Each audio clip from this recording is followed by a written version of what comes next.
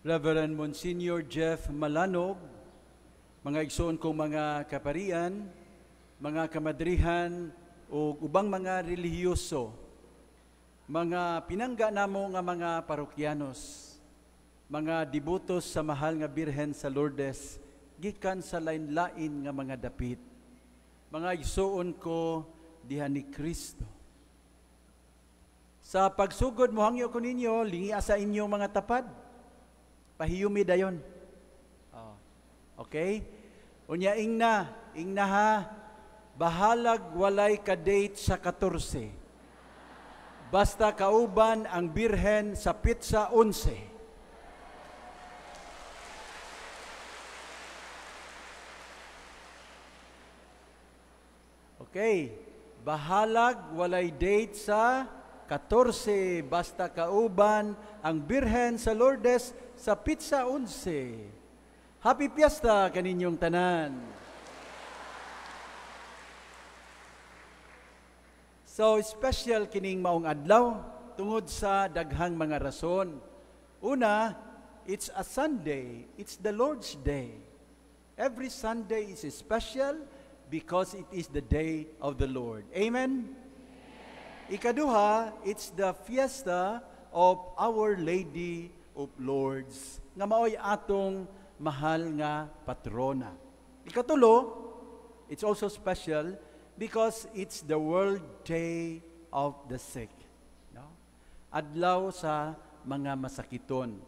And finally, special kining adlaw, February 11, 2024. Dubli-dubli ang atong kalipay tungod kay kining atong simbahan sa KFC. Gideklara sa obispo nga Diocesan Shrine of Our Lady of Lourdes.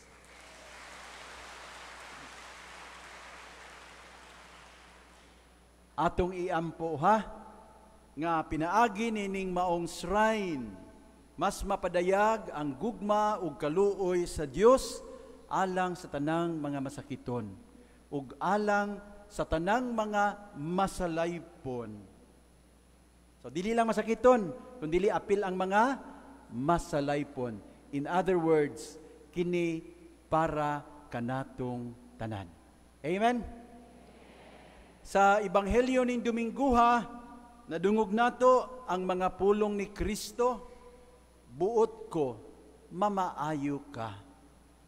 I do will it be made clean. Sa wala pa niya kiniisulti, gisaysayan ta sa Ebanghelyo, si Jesus naluoy pag-ayo sa sanlahon. He was deeply moved with pity. The original word used by the gospel, we are told, it means compassion. So dili lang ni basta-basta nga kaluoy ba, no? Compassion means to suffer with. Kini nga kaluoy nagtuklod kang Hesus sa paghikap sa sanlahon. Usa ka lihok nga giisip sa ilang panahon nga mahugaw ug dili gyud angay nga buhaton. Ang sanla makatakod ug maoy labing gikahadlukan nga sakit. Niadtong higayuna, apan tungod sa iyang dakong kaluoy, gihikap ni Jesus kining maong sanlahon. So try to imagine this. Ang labing limpyo nga si Jesus, nakighiusa sa labing mahugaw nga sanlahon. Here we have an encounter between the wealth of God's goodness and the poverty of the human person. Mao kini ang sentro sa maayong balita. Ang Dios mianhi aron makighiusa sa iyang katawhan. Siya gyud ang Emmanuel, ang Dios makig-uban kanato. Buot ko, mamaayo ka. Pagkanindot paminawon, no? Sa mga pulong ni Jesus, nindot kaayo paminawon, ilabi na gyud kung kita masakiton. Adunay gibati sa lawas o kaha sa kalag. Mga pulong kini sa kaluoy ug gugma. Buot ko, mamaayo ka. Mga igsoon, labi na alang sa atong mga kaigsuonan nga mga masakiton ug maluyahon naa sa mga hospitals karon, sa mga balay tambalanan, sa mga bilangguan ug sa mga kabalayan. Hinaot magpabilin kamong malig-on ug masaligon. Si Jesus nagtinguha sa atong kaayuhan ug kun moduol kita kaniya, uban ang dakong pagtuog pagsalig sama sa sanlahon. Iya gayud kitang ayuhon. Amen. Pakpakan nato ang Ginoo. Abi ninyo kining sanlahon naghatag nato og maayong ehemplo. Bisan sa iyang dakong panginahanglan o kaayuhan, wala baya siya mamugos sa Ginoo. Nasayod siya nga sa Jesus dili sama sa Jenny ba? Anang Jenny bitaw nga bisan unsa imong pangayoon ihatag niya. No? Ang Ginoo sa hunahuna o kasing-kasing ning maong sanlahon dili sama ana. Igo lang siyang miingon, kun buot ka, makaayo ka kanako. Kining sanlahon midawat sa kamatuuran, anaa sa mga kamot sa Dios ang tanan. Gusto niya maayo, pero sayod siya. Ginoo magbuot ana. Ang Dios mao'y labing nasayod unsay angay ug unsay makaayo sa tao. So we should take this wisdom to heart, especially when considering our own suffering. Hinumduman nato nga didto sa tanaman sa Gethsemane, si Jesus mismo miingon, amahan ko, kung itugot nimo, kuhaa kining kupa sa kasakit gikan kanako. Apan dili ang akong pagbuot, kun dili ang imo maoy matuman. Luke 22 verse 42. Nakabantay mo? Maumao nga espiritu sa pagampo sa maong sanlahon. Umahimo, Lord, kuhaa, ayuha ko.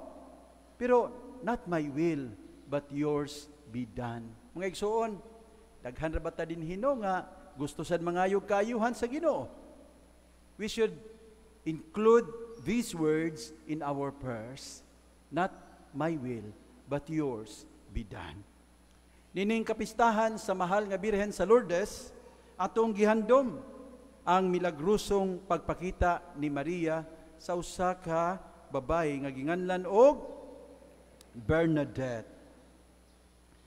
Abi ninyo, niadtong panahona, daghan ang mga dato didto sa Lourdes, France. Mga nobles, notaries, officers, doctors, daghan. Apan, ang mahal nga Birhen, wala magpakita kanila. Dito siya nagpakita sa usa ka ordinaryo, kabus, nga babae. Si Bernadette, batanon, pero masakiton ug maluyahon. Sama sa iyang anak nga si Jesus, si Maria nagpili sa mga gagmay ug ordinaryong mga tao diha sa katilingban aron mahimong iyang magsasangyaw. Tanawa ra gud sabtan ninyo ha. Ang gibuhat sa Dios kaniya, gibuhat usab ni Maria ngadto sa laing tao. I hope this will inspire many of us, especially these young devotees of Our Lady of Lourdes. Mahimo ba itong pakpakan ng mga Lourdesians? Niingon man kog kining mga batanon, narabay mga Lourdesians di ay nga mga idaran na no? Pero batanon o kasing-kasing. Ato sab silang pakpakan. O ayaw mo kalimot ha, diya sa kaordinaryo o kasimple, sa kagamay o kapobrehon, bisan gani sa atong pagkamasalaypon, piliun ta sa mahal nga inahan, piliun ta sa Dios aron mahimong iyang magsasangyaw. Please, I will grab this opportunity no nga akong pukawon kini mga kabatanunan ba? Daghan kayo nga kabatanunan naa nato karon? No, uban nato ni atong selebrasyon. Please ha, si Maria ang mahal nga birhen nagsalig kaninyo, no? Be evangelizers of the truth, ha? Ayaw mo palabi anang social media kay daghan din ha dili tinuod, no? Live the truth, ha, and be evangelizers of the truth. Hinaot ko nga walay mga batanon, walay mga Lordesians nga muapil anang pagsabwag og mga fake news ba. Hinaot ko nga di mo apil og pangbuli diya sa social media, dili unta mo mga away, no? Kung awayon mo, bubalos mo. Tuo, ha? O awayon mo, mubalos din mo, no? Nya, gabi ang inyong mga pulong nga gamiton, inyong i-post dito, inyong i-shout out, please don't do it, ha? Kay iya man mo sa mahal nga birhen. Be evangelizers of the truth. Ayaw hutda inyong mga panahon sa inyong gadgets, ha? Kamu mga Lordesians, ha? Aning lurat rin ba mga mata, oh? Ha? O, paminaw gyud mo nako, ayaw lang padak-a inyong mata, abliha inyong mga dalunggan. Wala untay Lordesians nga mahimong piniriso sa cellphone. Mo din ang gitawag siya cellphone, no? Kay daghan nato mabilanggo, mapriso sa atong mga phones. Hinaot ko ang mga kabatanunan diha. Live the truth. Puy ang kamatuuran. Ang kamatuuran wala sa social media, daghan dito dili mao. Ang tinuod nga kinabuhi naa sa gawas. Relate with one another. We relate with our Blessed Mother in a realistic way. Again, pakpakan na to ang tanan.